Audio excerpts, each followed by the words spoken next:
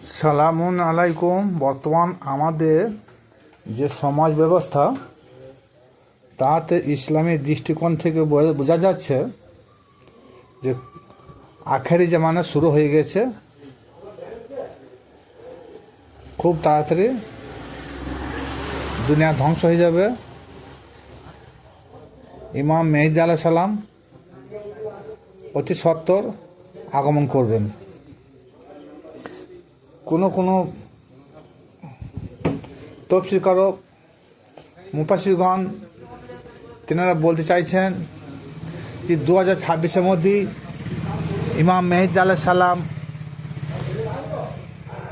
আগমন করবেন।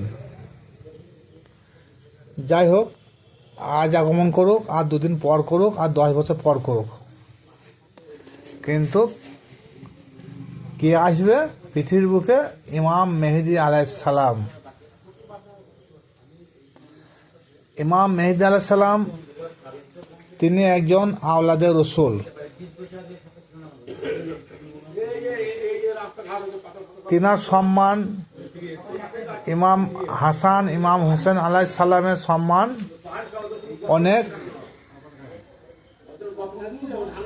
বেশি, কারণ ইমাম হাসান ও ইমামে হোসেন আলাইহিস সালামের ঔরস সূত্রে ইমাম মেহেদী আলাইহিস সালাম। ইমাম হাসান হোসেন এনার হলেন গুঁড়া, আর সেই গুঁড়ার ডালপালা হলো ইমামে মেহেদী আলাইহিস সালাম।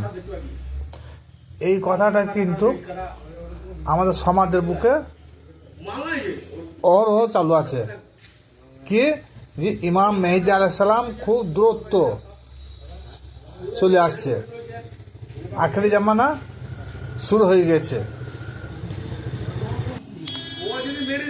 যত মুফাসসির মুহাদ্দিস আমরা বই লিখেছেন, তেনারা কেউ লেখেন নাই যে ইমাম মেহেদী রহমতুল্লাহ আলাইহি, ইমাম মেহেদী রাদিয়াল্লাহু তাআলা আনহু, কেউ লেখেন নাই।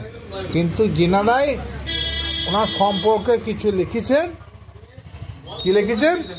ইমাম মেহেদী আলাইহিস সালাম।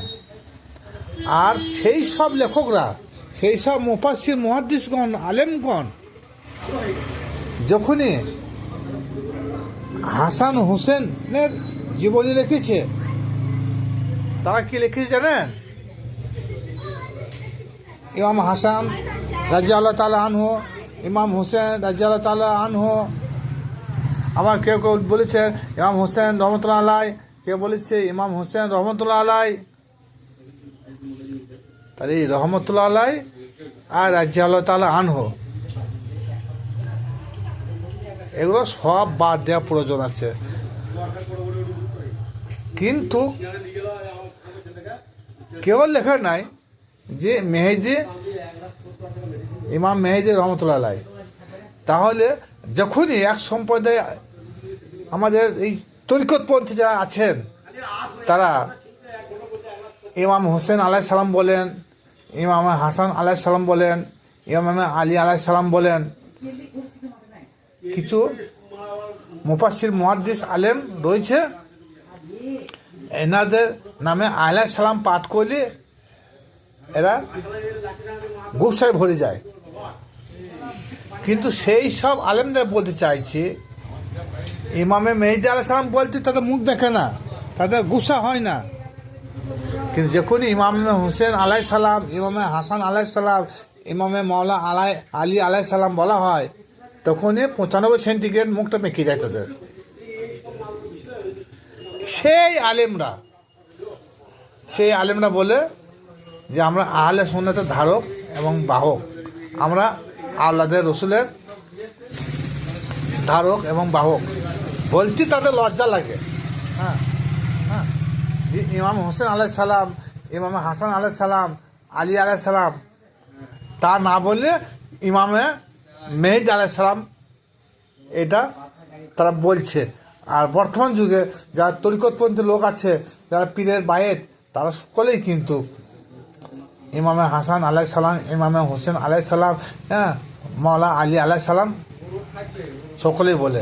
তার জন্যে তারা কি বলে যে এরা শিরক করে, আর কি বলে এরা সব শিয়া সম্প্রদায়ের লোক। মওলা আলীর প্রশংসা করতে গিয়ে, ইমামে হাসান হোসেনের প্রশংসা করতে গিয়ে যদি শিয়া শুনতে হয় তাতেও কোনো অসুবিধা নাই। যারা আজকে আমার এই ভিডিওটা দেখছেন তাদেরকে বলতে চাই যে বড় বড় ইসলামিক স্কলারদের জিজ্ঞাসা করবে যে ইমাম মেহেদী আলাইহিস সালামের সম্মান বেশি না ইমামে হাসান, ইমাম হোসেন না মওলা আলীর সম্মান বেশি, এবং ইমাম হাসান হোসেন কোন গোত্রের লোক আর ইমাম মেহেদী আলাইহিস সালাম কোন গোত্রের লোক, তখনই আমরা বুঝতে পারবেন যে আমি কি বলতে চেয়েছি।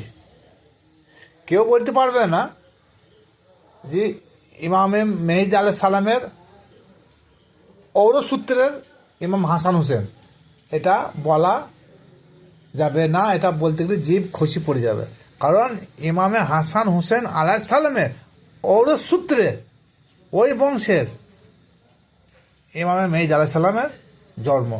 সুতরাং তিনার নামে আলাইহিস সালাম লিখতে কোনো কষ্ট হয় না,